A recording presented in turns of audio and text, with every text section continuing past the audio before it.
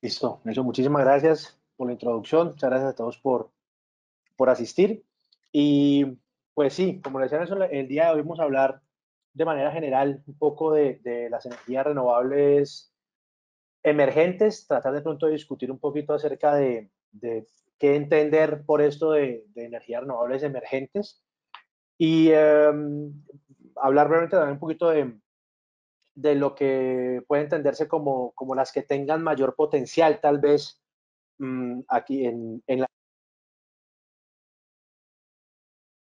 entonces, básicamente el orden de la charla del día de hoy, pues quisiera hablar un poco, empezar un poco con tocando algún tema un poco más general de contextualización o consideraciones iniciales, evidentemente pues eh, el cual se puede identificar pues como este concepto de crisis energética, que de alguna manera incluso pues tiene pues una importancia especial actualmente porque justamente se está viviendo una crisis energética en algunos lugares del mundo. Después les mostraré digamos, algún ranking, una clasificación que se ha hecho recientemente en cuanto a tendencias en energías renovables e innovaciones que digamos que se han identificado, y ahí es donde podremos un poco hablar acerca de tal vez qué entender en cuanto a renovables emergentes, por así decirlo, y finalmente hablar rápidamente de estas que se puedan considerar como las que tengan mayor potencial en Latinoamérica y discutir un poco el por qué, digamos. Y obviamente, pues, abiertos a que puedan transmitir sus inquietudes, sus comentarios en el chat, y al final de mi intervención, pues, las podemos compartir. Entonces, bueno, digamos que en cuanto a la contextualización y las consideraciones iniciales, pues yo creo que el interés actual que pueda existir respecto a las energías renovables, pues se puede justificar aún más, si se necesita otra justificación más, pues digamos, la coyuntura actual, es lo innegable de la crisis energética. Y básicamente, pues, una crisis energética, ¿qué es? Pues básicamente se puede producir por diferentes condiciones, ¿verdad? Cuando hay una escasez en el suministro de energía, independientemente de cuál sea ese energético, o hay una escasez en sus fuentes de producción, ¿cierto? De nuevo, independientemente pues de cuál es esa fuente de producción, o también puede existir una crisis energética cuando hay un aumento drástico o repentino, inesperado en los precios, o cuando la demanda de energía supera la cantidad de energía que se produce en una región, en un país, en una zona específica. Es evidente también que, digamos, el tema de crisis energética, pues no ha sido, o digamos que no es algo nuevo, pues no es una consecuencia, por así decirlo, digamos, de, de, de los malos hábitos, de las malas decisiones que han tomado gobiernos o países recientemente. El, el, el, las crisis energéticas han ocurrido y han ocurrido por diferentes razones. Eh, razones económicas, razones políticas, guerras también, en diferentes momentos, aspectos pues también políticos de decisiones entre gobiernos.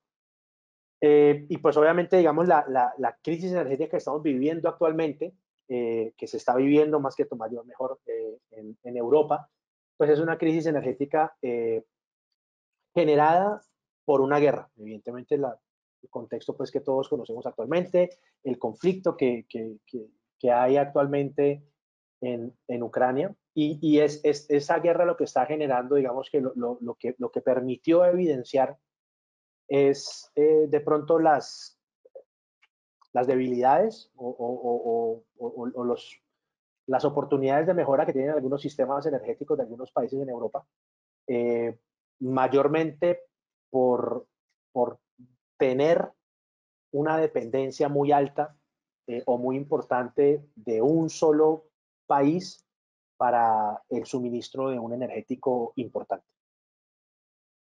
Entonces, digamos que por la coyuntura actual, yo creo que cobra muchísima importancia validar que digamos que esta realidad de crisis energética, pues valida muchísimo más o reitera la importancia o la relevancia que puede tener el interés en energías renovables o en desarrollos recientes o en innovaciones que podamos tener en cuanto a las energías renovables, porque pueden representar una salida a la actual crisis energética y pueden representar una herramienta para prever y para disminuir en la mayor medida posible eh, pues los efectos eh, posteriores o futuras posibles, digamos, crisis energéticas, ¿verdad?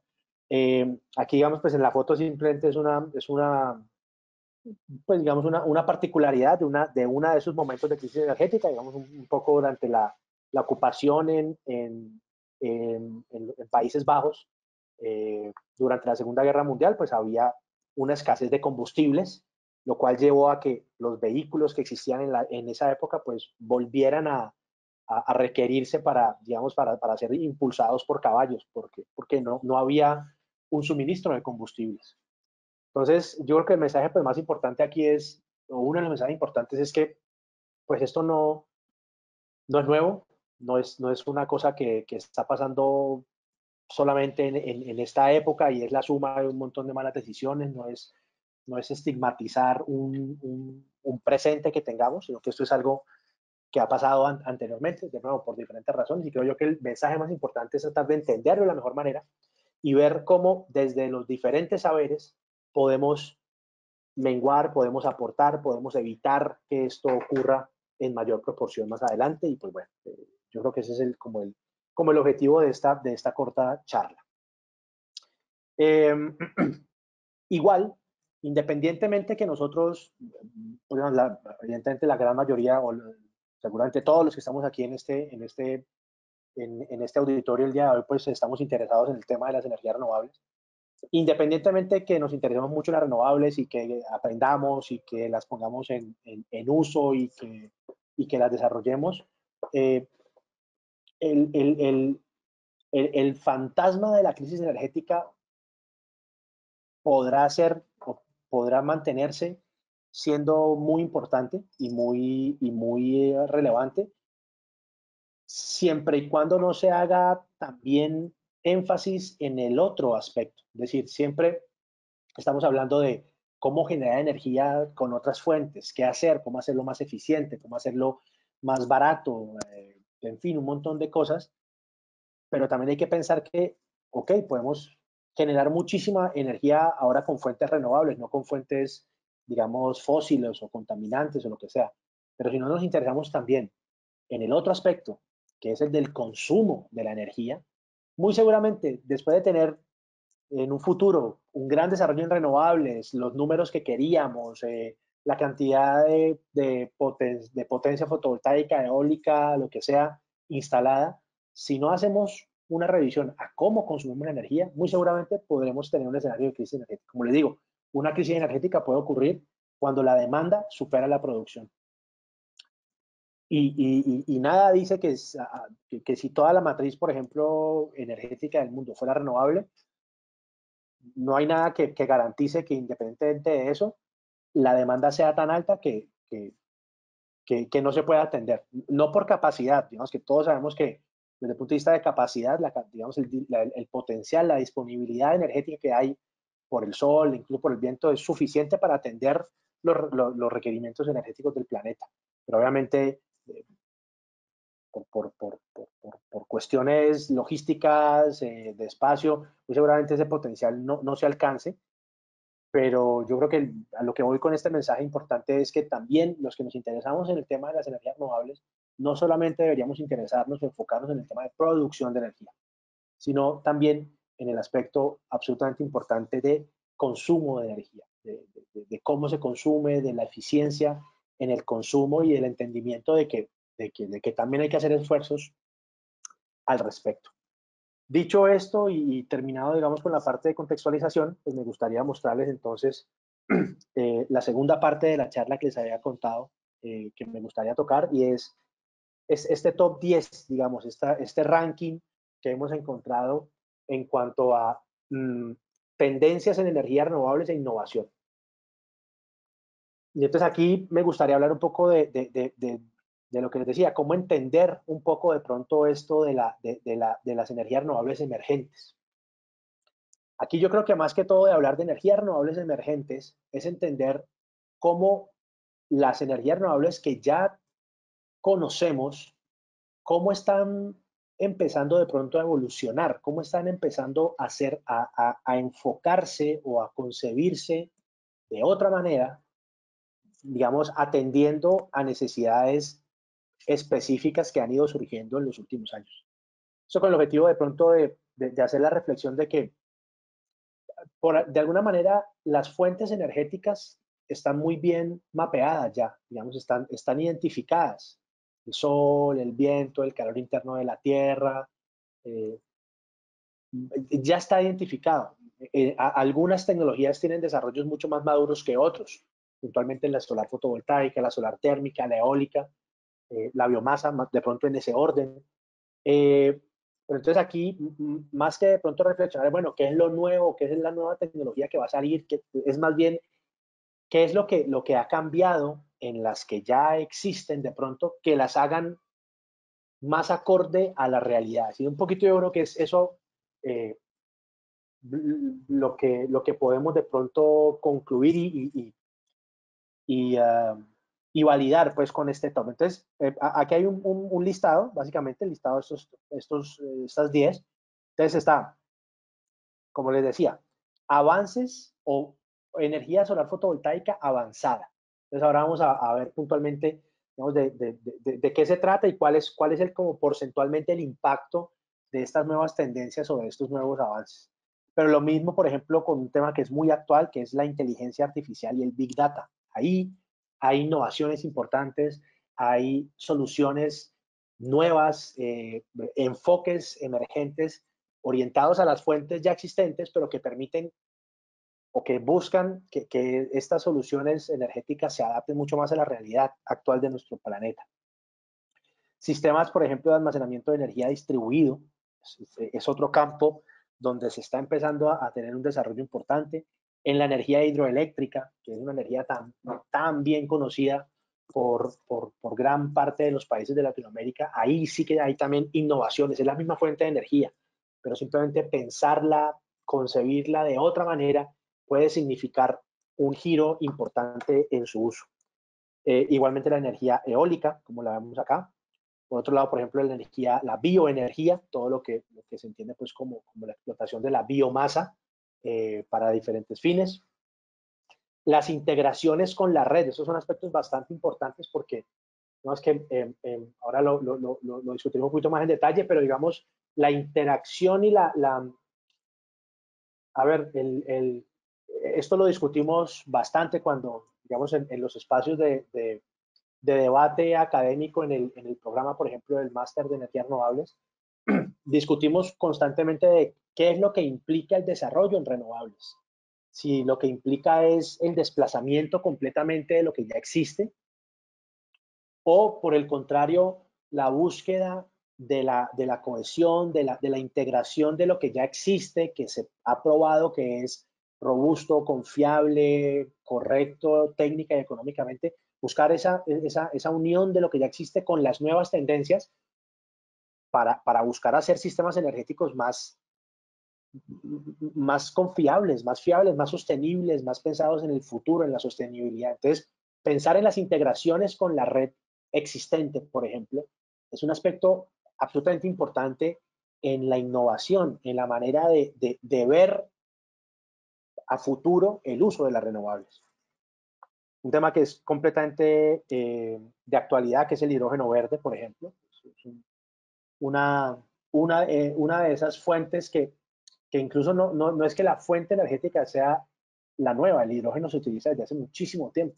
Lo que ha ido cambiando es en los procesos que son necesarios para generar el hidrógeno como combustible, integrar otras tecnologías que hagan que el impacto de la huella, por ejemplo, de carbono para llegar a ese producto final, pues sea más reducido. Entonces, ¿cuáles son las tecnologías que se integran en ese proceso para que en grueso digamos, que la producción de este combustible sea la de menor impacto. Entonces, eso es un claro ejemplo. Por ejemplo, el hidrógeno verde es un claro ejemplo de que no es que cambie, la tecnología de nuevo no ha cambiado, es que se produce el hidrógeno de la misma manera.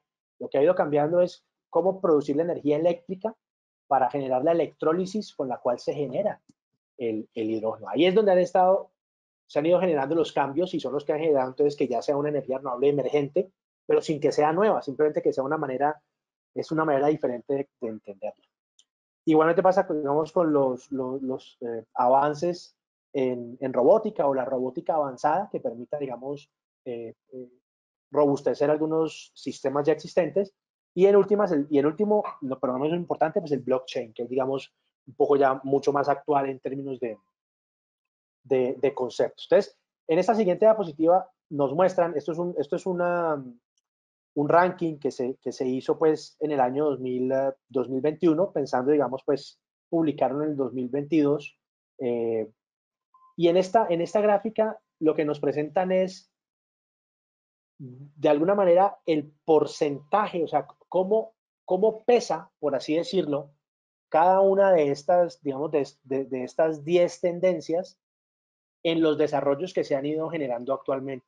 ¿Ya? O sea, un poquito como para identificar cuáles son los que hacen de pronto más ruido, cuáles son los que tienen más implicación, por así decirlo, incluso social, ¿no? Entonces, pues aquí vemos que los dos grandes ganadores, pues son la fotovoltaica avanzada, pues, la fotovoltaica avanzada y la inteligencia artificial y el Big Data, ¿vale? Entonces, por ejemplo, ¿qué entendemos como qué podemos entender como fotovoltaica avanzada? Es, digamos, todas las diferentes maneras que podemos entender de usar la fotovoltaica. Por ejemplo, la tendencia de utilizar la tecnología fotovoltaica como aditamento o como integración arquitectónica. Es algo que se conoce por sus siglas en inglés como fotovoltaica integrada en edificios. Building Integrated Photovoltaics.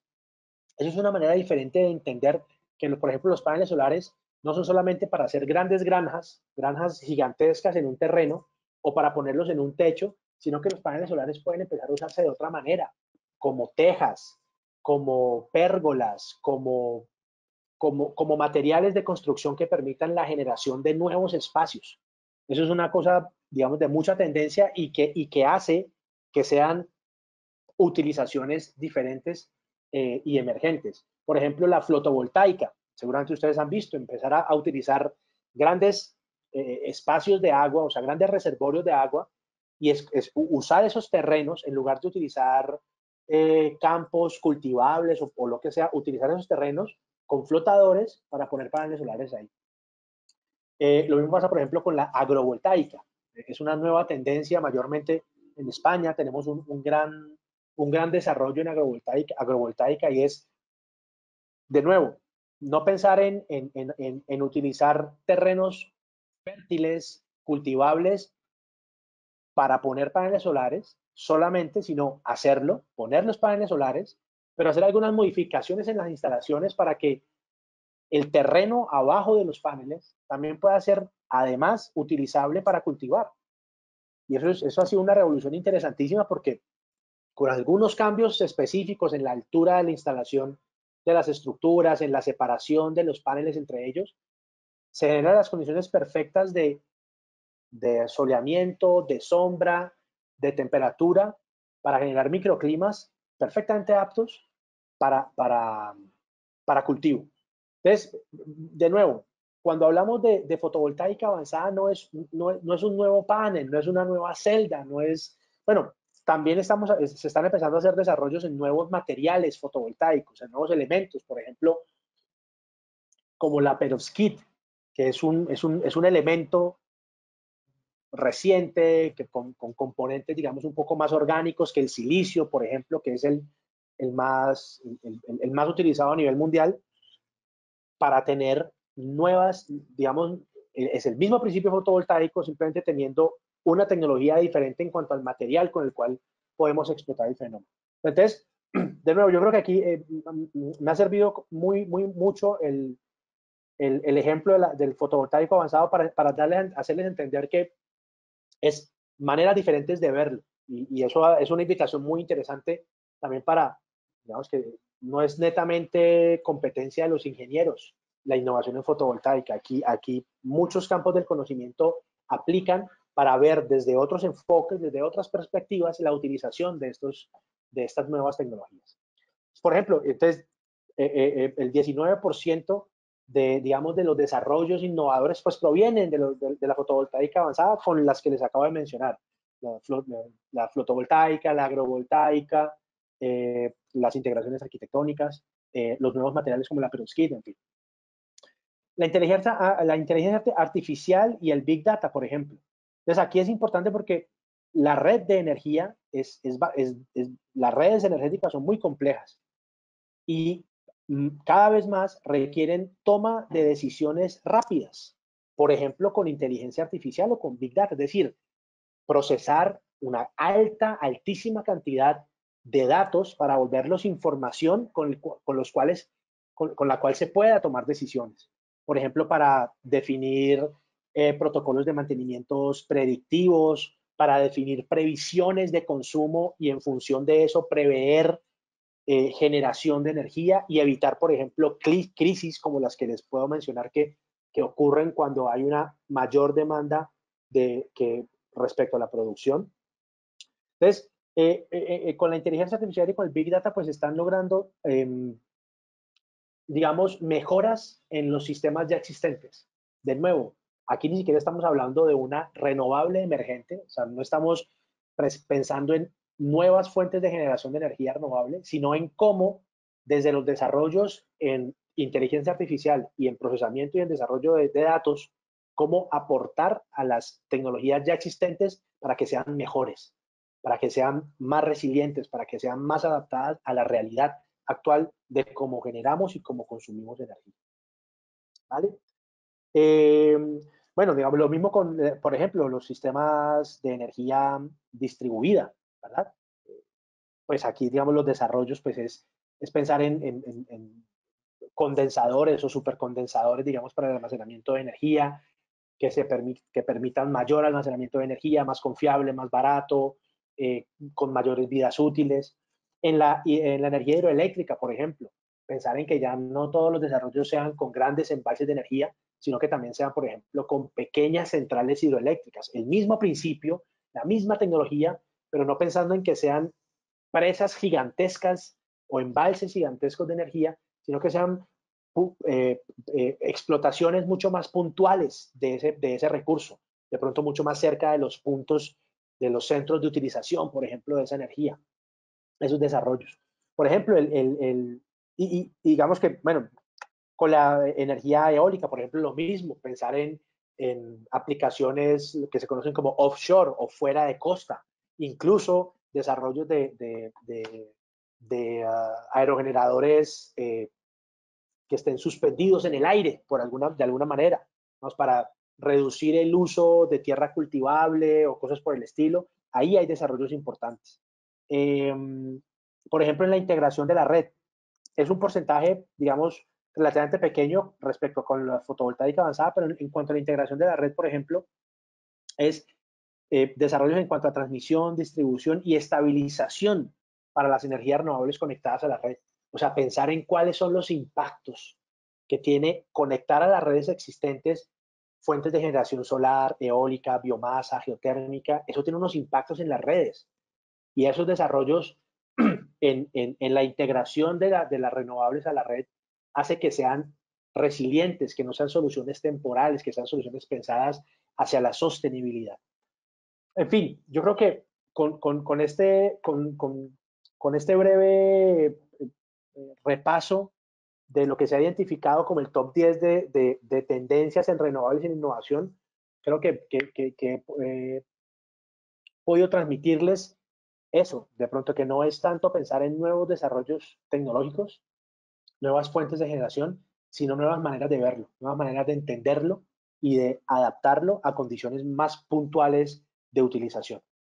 Aquí hay un poco, digamos, el mapa de dónde y en qué proporción se están desarrollando estas nuevas tendencias. Pues obviamente vemos unos desarrollos importantes en Europa, vemos unos desarrollos importantes en Estados Unidos, algunos en Asia, y ya mucho más, digamos, dispersos, pues desarrollos en Latinoamérica y en África. Digamos, es más que comprensible. Hay unos lugares del mundo que tienen más tendencia a desarrollar, y hay otros lugares del mundo pues que tienen o que tenemos más tendencia a aplicar desarrollos. Eso no quiere decir que tengan que mantenerse así, es una realidad, pero que se puede cambiar evidentemente, y en función de cómo lo entendamos y cómo nos preparemos, pues lo podremos cambiar. Ya por último, y para ir cerrando, pues quisiera hacer mucho más con puntualidad en esas energías renovables que pueden tener mayor potencial, por ejemplo, en Latinoamérica. Entonces voy a centrarme en dos, en el hidrógeno verde y en la energía solar fotovoltaica y térmica. Entonces, ¿por qué son las que tienen de pronto mayor potencial en Latinoamérica? Porque de nuevo, en Latinoamérica hay una gran cantidad de industria que ya está acostumbrada a utilizar el hidrógeno. El hidrógeno es un combustible que se usa muchísimo en la industria farmacéutica, en procesos industriales, pero digamos el reto o la materia pendiente que tenía siempre es que, a ver, el hidrógeno es un elemento químico muy abundante en la naturaleza y se puede crear también de manera, digamos, artificial. Hay, digamos, por diferentes procesos, el más conocido o el más común es el de la electrólisis, básicamente, que es mediante la utilización de energía eléctrica, pues buscar separar eh, eh, las partículas, digamos, el oxígeno presente en el agua para quedarse solamente con el hidrógeno, ¿verdad? Y pues la materia pendiente era de dónde sale esta energía eléctrica con la cual hacemos ese proceso de electrólisis. De los desarrollos que hemos ido teniendo en energías renovables como solar fotovoltaica y eólica, han empezado a decir, a permitir pensar que, oye, esa energía que necesitamos la podemos generar con fuentes renovables, y eso hace que el hidrógeno que generemos, que creemos, sea verde. No porque sea un hidrógeno diferente, es el mismo hidrógeno, simplemente que proviene de una energía eléctrica generada por fuentes renovables. Entonces, el gran potencial es que los desarrollos, el recurso con el que contamos tanto de sol como de viento en Latinoamérica es muy importante como para que se pueda ir pensando en esos desarrollos. Y de nuevo, es un insumo, es un elemento que se utiliza bastante, entonces no es algo nuevo, por así decirlo. Y digamos que, pues básicamente es como un mapita de lo que se puede pensar hacer con el hidrógeno. Es decir, entonces, de nuevo, ya sea con agua, con sol o con viento, que podemos generar la energía eléctrica para pasarlo por el electrolizador y generar ese hidrógeno que puede ser utilizado para movilidad, o sea, como combustible, tanto para carros como para vehículos de transporte común, o para su uso directo doméstico o industrial, o a las redes eléctricas. O sea, digamos que, de nuevo, es un combustible que ya se conoce y que es esta parte de la izquierda la que está generando como el gran revuelo y la gran expectativa, por así decirlo. No está de más pues hablar de tanto sus ventajas como de sus desventajas. Pues las ventajas las hemos venido discutiendo. Digamos que no genera gases de contaminantes, pues por de donde proviene, que es del agua, para su combustión, pues. Es almacenable, es versátil, se puede utilizar para transformarse en energía eléctrica, un combustible, en fin. Pero también tiene algunas desventajas. Por ejemplo, los costos, que se conocen como los costes, pues. Eh, Generar esa energía eléctrica y utilizarla en los electrolizadores, pues todavía puede que esté siendo un poco más caro o más costoso de lo necesario. Lo que pasaba antes con la solar fotovoltaica, por ejemplo. Se está buscando que eso se reduzca para que ya deje de ser una desventaja. Se requiere pues un poco más de energía que los otros, de nuevo, porque pues al cambiar las fuentes de generación de energía, pues es posible que en proporción se necesite un poco más, pero se está trabajando para que eso se equilibre un poco más. Y lo que sí puede ser, digamos, el más importante de todos es el tema de seguridad. El hidrógeno es un elemento muy volátil, es inflamable y requiere, digamos, algunos aspectos de seguridad importantes que pueden de pronto reducir o llamar la atención sobre los contextos en los cuales aplicarla. Algo que le pasa muy poco, por ejemplo, a la solar fotovoltaica o a la eólica, porque digamos que sus riesgos son mucho más reducidos que, por ejemplo, con un combustible de este tipo, ¿verdad?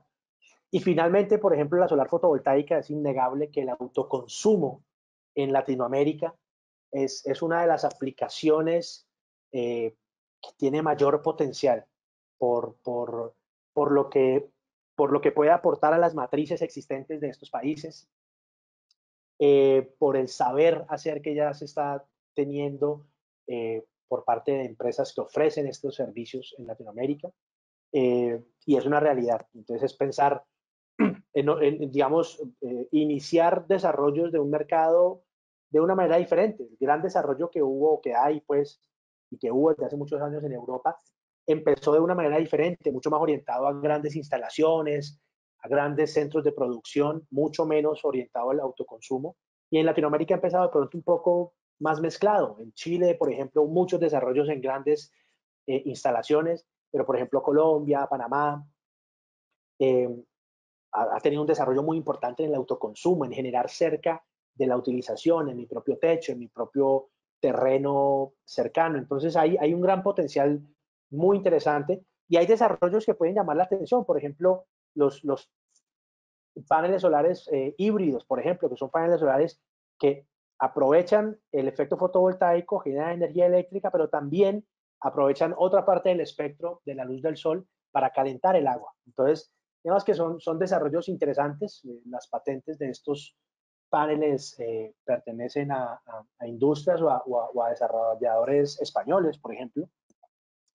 Tienen algunos pros y algunos contras, como se los decía, ¿cierto? Digamos que muchas ventajas interesantes, digamos el 2 en 1 de dos fenómenos aprovechados en un mismo panel, eh, aprovechamiento más efectivo de la radiación, por ejemplo, usos variados, pero también tienen algunas desventajas. Por ejemplo, a veces se requiere una mayor inversión, las eficiencias no son tan altas como las de los paneles solares por separado o las de los calentadores solares por separado. ¿Por qué? Pues porque al tener los dos fenómenos uno al lado del otro, pues también genero eh, efectos residuales que se afectan entre ellos. Por ejemplo, las temperaturas son nocivas para el fenómeno fotovoltaico. Entonces, si yo en lugar de buscar deshacerme de ese calor, lo busco mantener dentro del panel para calentar agua, claro, estoy aprovechando eso para calentar agua, pero estoy generando un aumento en la temperatura, por ejemplo, del panel solar y eso le puede restar eficiencia al mismo efecto fotovoltaico. De nuevo, digamos que son maneras diferentes de utilizar tecnologías ya existentes, o sea, la manera como con la que empecé la charla es lo emergente en las renovables, yo creo que lo podemos orientar un poco más a cómo mejorar la manera de utilizar lo que ya existe, más allá o más que buscar nuevas fuentes. Yo creo que ese es como uno de los mensajes más importantes de la charla del día de hoy. Y pues nada, con esto termino lo que tenía para contarles el día de hoy. Creo que ya podemos abrir un poco el tema de las preguntas. Voy a empezar a revisar las diferentes preguntas que tenemos con ustedes y bueno, voy a mirar acá, a ver si lo puedo ver, un segundito.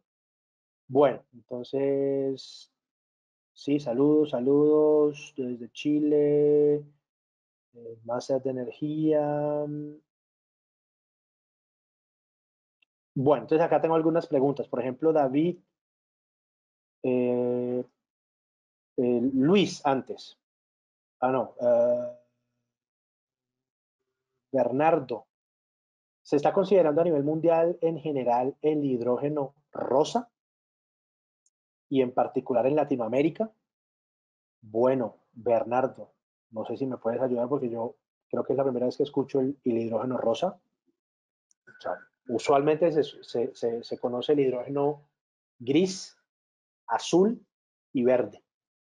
Básicamente los colores es pensando en de dónde proviene el energético con el cual genero el hidrógeno. Entonces, el gris es, digamos, el peor de todos, el que más impacto medioambiental tiene. El azul, digamos que fue su evolución, impactos menores en la generación de energía eléctrica para la electrólisis, y el verde, que es el actual, que es con renovables, solar y eólica, generar esos energéticos. El rosa nunca lo he escuchado, si me puedes de pronto ayudar un poquito, porque no tendría una respuesta. Pablo Mosquera pregunta o comenta, bueno, para minimizar los impactos generados por el aumento o sostenibilidad de la demanda, considero que se deben generar políticas para evitar el crecimiento desbordado de la demanda, garantizando una seguridad energética y transición más sostenible y controlada. Claro, digamos que para eso, por ejemplo, se puede utilizar mucho uno de los que vimos ahora, que es el de la inteligencia artificial, el Big Data. Para eso, digamos que es muy importante pensar en la digitalización de las cosas. O sea, en la medida en la que se tenga mayor información de cómo se consume la energía, en qué momentos del día, cuáles son esas tendencias, se podrá tener mayor control sobre esa demanda y proponer cambios, mejoras y digamos, aportes a ese aspecto, digamos, de la cadena. Pues espero, Pablo, que haya ido pues un poquito en el sentido de tu comentario. Luis nos dice, en Perú hay 2 iniciativas de comunidades iluminadas que ganó un premio de la ONU. La otra se llama Alinti, mediante la fotosíntesis de las plantas, que además liberan sustancias cancerígenas. Comunidades. Bueno, era más que una pregunta, yo creo que era como un comentario de Luis. Muchísimas gracias, Luis. David Julián Carmona nos dice, Andrés, pienso que el problema fundamental de Latinoamérica es la gran corrupción y las mafias que existen asociadas al Estado. Muchos sistemas de producción y distribución de energía son privados y tendientes a monopolios. Somos dependientes enteramente de la producción fósil, desde la misma preconcepción, pues así nos lo han inculcado. Adicionalmente hay un problema fundamental asociado a la cultura y los habitantes como tal. Somos territorios que no estamos preparados para asumir estos retos. Un aspecto tan sencillo como un sistema integrado de transporte público impulsado por energía es básicamente un tabú. Aquí la gente se sube y se baja del bus donde quiere. Y ni modo de hablar de sistemas masivos como el tren del ferrocarril, que son totalmente sostenibles para mover insumos, personas, etc. Las grandes mafias del transporte no lo permiten. De la misma manera, las tecnologías en energías renovables asociadas a la construcción, la movilidad, el aprovechamiento de los residuos orgánicos no son accesibles desde su costo y apertura pública. ¿Cómo se puede afrontar esta situación? Si el mismo Estado lo considera inviable y la cultura también no está preparada a asumir las nuevas tendencias, pues David, yo no puedo negar el tema de la corrupción, evidentemente sí. Uno de los grandes problemas, y no porque sea solamente en Latinoamérica, la corrupción hay en todo lado, ¿entiendes? Creo que estamos de acuerdo ahí todos. De nuevo, ahí hay que trabajarlo desde otros campos del conocimiento, desde lo político, desde lo económico, pero me quiero concentrar en la segunda parte de tu comentario, cuando dices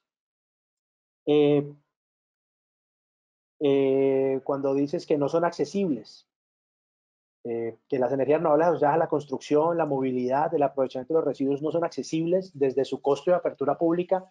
Ahí yo me permitiría estar un poquito en desacuerdo con vos, porque pues tomo el caso más claro y es, por ejemplo, el de Colombia. O sea, aquí en Colombia actualmente las energías renovables, mayormente la fotovoltaica, es muchísimo, muy accesible.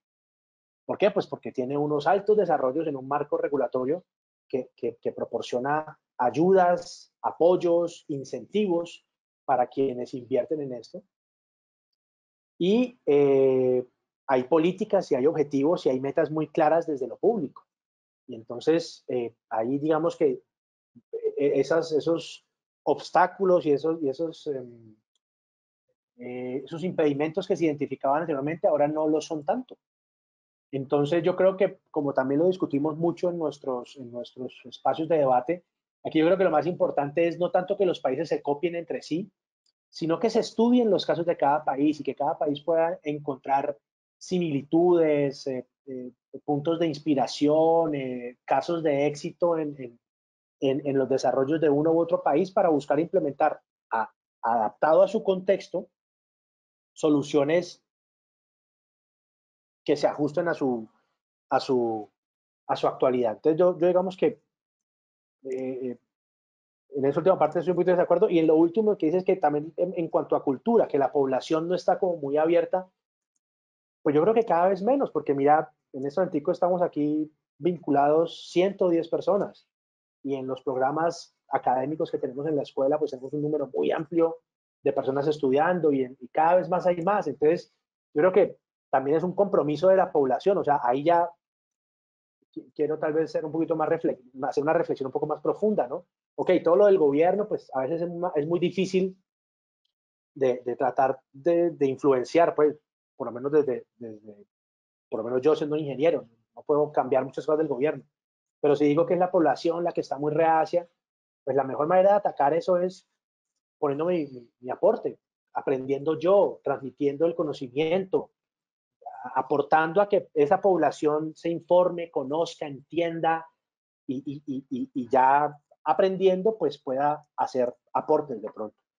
No sé si con mi comentario pues ayudé, aporté en algo y espero que los compañeros pues también eh, encuentren un poquito de valor ahí en lo que hemos mencionado tanto David como yo.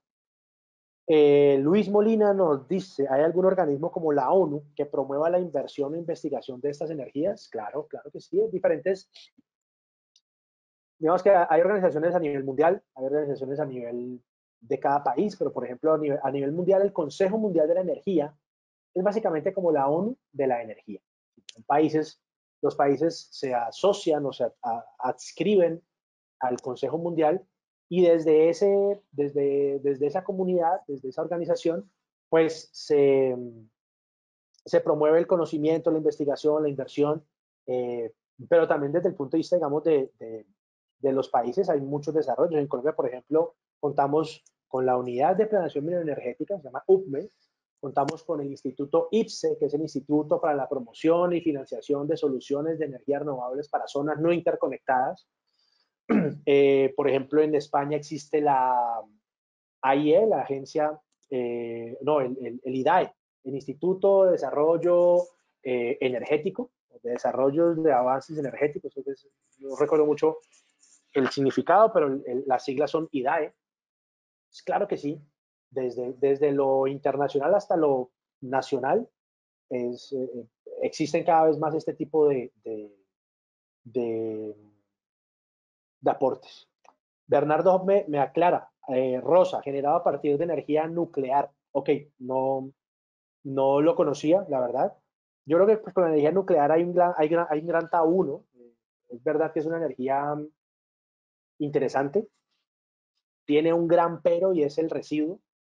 Y de nuevo, yo creo que no se trata de eliminar del tajo la energía nuclear. Yo creo que es más bien reducir en la medida viable el aporte a una matriz energética de la nuclear. O sea, no seguir en el paradigma actual de algunos países que más del 50% de su matriz energética sea nuclear, porque eso obviamente tiene sus implicaciones negativas más que todo a futuro, pero sí de pronto reducir ese porcentaje en la matriz, que ya no sea el 50 o el 60, que sea el 20, el 15, el 10, porque es una fuente buena, barata, de gran potencial. Y yo creo que ahí está la clave, o sea, entender un poco las renovables es entender qué es, qué es pensar de manera sostenible y no es eliminar una cosa para privilegiar otra, es encontrar los espacios para que coexistan varios desarrollos, varias tecnologías, varias maneras de abordar estas nuevas tendencias. Entonces, sí es interesante, la pregunta tuya inicial era eh, si a nivel mundial se está considerando, la verdad pues no tendría respuesta porque es la primera vez que lo escucho, pero yo diría tal vez que no, pues porque justamente se está tratando de reducir al máximo esa huella importante. Pero bueno, yo creo que tenemos tiempo para una última pregunta. Lo siento mucho con ustedes, pero el tiempo se nos va ido acabando y los aportes han sido bastante importantes por parte de los asistentes. Entonces, pues eso también es interesante, pero entonces, en Colombia, dice Hernán Méndez, en Colombia se está buscando energías renovables en la ruta a la transición energética, procurando llegar a sustituir los hidrocarburos. El gas es uno de los combustibles que se han referido en la ruta para la transición energética. Por eso se promueve el uso estimando que es menos contaminante que los combustibles líquidos, procurando otras fuentes de energía en el mediano plazo. ¿Qué energías renovables podrían ser trabajadas desde ahora en un país como Colombia, que tiene sustentadas sus finanzas en la explotación de hidrocarburos? ¿Cómo empresas como la estatal Ecopetrol podrían orientarse a la transición energética en esta búsqueda de energías renovables? Pues, Hernán, yo creo que eh, o sea, esos avances se están haciendo ya en Colombia. Eh, las metas son muy claras de diversificación de la matriz, la cantidad de potencia instalada que se quiere tener en el país es alta, ha ido aumentando de manera importante en los últimos años. Yo creo que ahí son dos opciones, digamos, cómo orientar esos desarrollos en renovables, o sea, en qué proporciones o en qué dimensiones generar energía a gran escala en el esquema centralizado como el actual de la gran mayoría de países, o sea, en lugar de generar en un embalse energía hidroeléctrica, pero un embalse que es súper lejos y que tengo que construir redes de transmisión, distribución y tal, hacerlo así, pero con solar o con eólico, o sea, generar grandes cantidades de energía con grandes extensiones de tierra, de paneles o de aerogeneradores y llevarlo a los puntos de uso, o orientarlo un poco más a lo distribuido, a generar cerca de los puntos de utilización, en los techos, lo que yo les decía. Entonces, eso se está haciendo mucho en Colombia. Personalmente, yo hago parte de una empresa que se dedica a esto todos los días, desde hace 10 años, a construir proyectos de energía solar fotovoltaica en edificios, en colegios, en universidades, en hospitales, y llevamos 10 años haciéndolo y seguimos haciendo y esperamos seguirlo haciendo durante muchísimo tiempo. Y el marco normativo de nuestro país hasta ahora ha probado ser tan bien concebido que nadie está viendo una amenaza en el desarrollo de las renovables. O sea, los comercializadores de energía no han visto amenazas. Ecopetrol no ha visto amenazas porque también son energéticos que se destinan a otros usos. Y muy seguramente Ecopetrol está pensando en orientar algunos esfuerzos a buscar posibilidades de generación de energía por medios renovables para diferentes usos. Entonces yo creo que eh, pues en un país puntualmente como el que mencionabas, que es Colombia, los desarrollos están. Eh, no por nada Colombia es un referente actualmente a nivel Latinoamérica en el desarrollo de su mercado de renovables. Esos son temas que discutimos suficientemente en detalle en el programa del Máster de Energías Renovables, el marco regulatorio, la evolución del marco regulatorio de diferentes países, los comparamos, el de Colombia con el de España, con el de México, con el de Chile, como tenemos estudiantes de diferentes lugares del mundo y de Latinoamérica, pues tenemos la oportunidad de tener aportes de diferentes nacionalidades y yo creo que hay unos avances importantes, hay unos avances muy importantes y pues eso yo creo que es lo más rescatable aquí en este aspecto. Pues bueno, compañero, yo creo que esta fue nuestra última pregunta. Desafortunadamente no podemos, se nos ha acabado el tiempo. Muchísimas gracias por su asistencia. Los invitamos pues a continuar participando de estos espacios, a revisar la oferta académica que tenemos desde ALDE para ustedes y a que se animen a unirse a nuestros programas y a que tengamos mucho más tiempo para discutir estos temas pues tan interesantes. Muchas gracias por su asistencia y nos vemos en una próxima oportunidad. Gracias.